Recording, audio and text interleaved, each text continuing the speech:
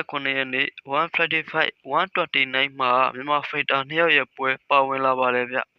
မင်္ဂလာပါဗျလူရင်းတူရှင်ကကြိုဆိုပါတယ်ဒီတစ်ပတ်19ရက်နေ့မှာထိုးမယ်1 Friday Fight ပြိုင်ပွဲမှာဝင်ရောက်ထိုးတတ်မယ်မြန်မာဖိုက်တာ2ယောက်ရဲ့ပွဲလည်းပါဝင်လာပါတယ်ဗျအရင်ဗီဒီယိုမှာတော့ကထုံးမင်းအောင်ရဲ့ပွဲကြောင်းလေးပြောပြီးပြီဆိုတော့အခု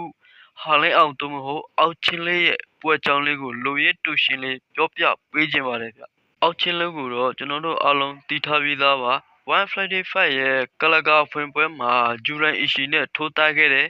အဲ့ဒီပွဲမှာအောက်ချင်းလေးဟာဂျူရန်အီရှီကိုအလဲထုနဲ့ရှုံးနေခဲ့ပါတယ်ပြင်ဆင်ချိန်မလုံလောက်တာရဲ့1 Friday Fight တွေ့ကြုံရဲ့ကပ္ပစင်မြတ်ထက်မှာထိုးရတဲ့ခါမြတ်ပြလုံးနဲ့ပရိသတ်တွေရဲ့ PR တွေရဲ့ကြောင့်မို့ရှုံးခဲ့တာလို့ကျွန်တော်ပြောကြည့်ခြင်းပါတယ်ရှုံးခဲ့ပေမဲ့အောက်ချင်းလေးကပရိသတ်တွေကိုသူပရိသတ်တွေလက်ခံနိုင်လို့တဲ့စွမ်းဆောင်ရည်မျိုးကိုချပြနိုင်ခဲ့ပါတယ်အခုလာမယ့်9ရက်နေ့1 Friday Fight 129မှာတော့အောက်ချင်းလေးကဂျပန်ဖိုက်တာတာနက်စုနဲ့ရင်ဆိုင်တွဲရဖို့ရှိပါတယ်အခုထိုးမဲ့ပွဲကအောက်ချင်းလေးအနေနဲ့ပြင်ဆင်ချိန်တော်လေးရထားပုံရပါတယ်ဘာဖြစ်လို့လဲဆိုတော့အောက်ချင်းလေးကကိုဖြိုးဝေတို့ကလပ်မှာ2လနီးပါးဝန်းကျင်လောက်ပြင်ဆင်လေ့ကျင့်မှုတွေကိုလောလောလောက်လောက်ခွင့်ရထားတယ်လို့ပြောကြည့်ပါမယ်ဂျပန်ဖိုက်တာတာနက်စုကရမြင့်အဖြစ်9ဘိတ်6လမှရှိတဲ့အောက်ချင်းလေးတဲ့2လမှသာပိုပါတယ်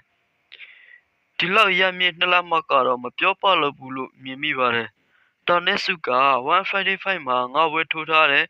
4ပွဲနိုင်ထားပြီးတပွဲကိုသာရှုံးထားပါတယ်နိုင်ထားတဲ့4ပွဲမှာ3ပွဲကိုအလဲထိုးနဲ့နိုင်ရထားတယ်စောချုပ်ကြီးရဖို့အတွက်အရန်ကိုနီးကပ်နေတဲ့ဖိုက်တာပါ1 Friday Fight တွေ့ကြုံလဲအောက်ချင်းလေးတဲ့ပိုပြီးတာပါတယ်တာနက်စုဆိုတဲ့ဖိုက်တာကဂျပန်ဖိုက်တာဆိုပြီးမြဲထိုးတပ်ပုံကကျွန်တော်တို့ရဲ့မြမရိုးရလက်ဝဲနဲ့တော့သွားဆင်နေပါသေးတယ်ဘာဖြစ်လို့လဲဆိုတော့ဂျပန်ဖိုက်တာတွေထဲမှာတာနက်စုကထူးထူးခြားခြားနေနဲ့တခြားဖိုက်တာတွေနဲ့မတူပဲပြိုင်ထိုးဆိုင်ထိုးရတာကိုကြိုက်တဲ့ဖိုက်တာပါခြေကန်ချက်ကောင်းတယ်လက်သီးထိုးချက်ကောင်းတယ်တော်သင့်မာကုန်ရှိတယ်ဝင်ထွက်လဲကောင်းတဲ့ဖိုက်တာပါတာနက်စုမှာရှိတဲ့ဒီချက်တွေကဟော်လဲအောက်မှာလည်းရှိပါတယ်ပွဲရဲ့နိုင်ရှုံးကတော့50စီပဲလို့ကျွန်တော်ပြောကြည့်ပါမယ်အောက်ချင်းလေးအနေနဲ့တာနက်စုရဲ့မျက်နှာကိုသာလက်သီးထိုးချက်တွေသာပြည့်ကျွေးနိုင်မယ်ဆိုရင်တော့ချင်းနေကောင်းနိုင်ပါတယ်အောက်ချင်းလေးအနေနဲ့ဂျပန်ဖိုက်တာတာနက်စုတဲ့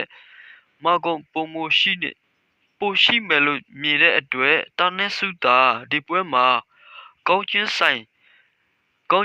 ပြီးပြိုင်ပြီးထိုးလာရင်တော့မာကုန်ပိုရှိတဲ့အောက်ချင်းလေးကစားသွဲမယ်လို့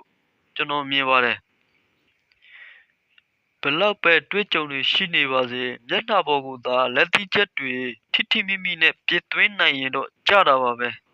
အောက်ချင်းလေးနေနဲ့နိုင်ပွဲရရှိပါစေခင်ဗျာအားလုံးကိုကျေးဇူးတင်ပါတယ်လူရင်းတူရှင်ကပါ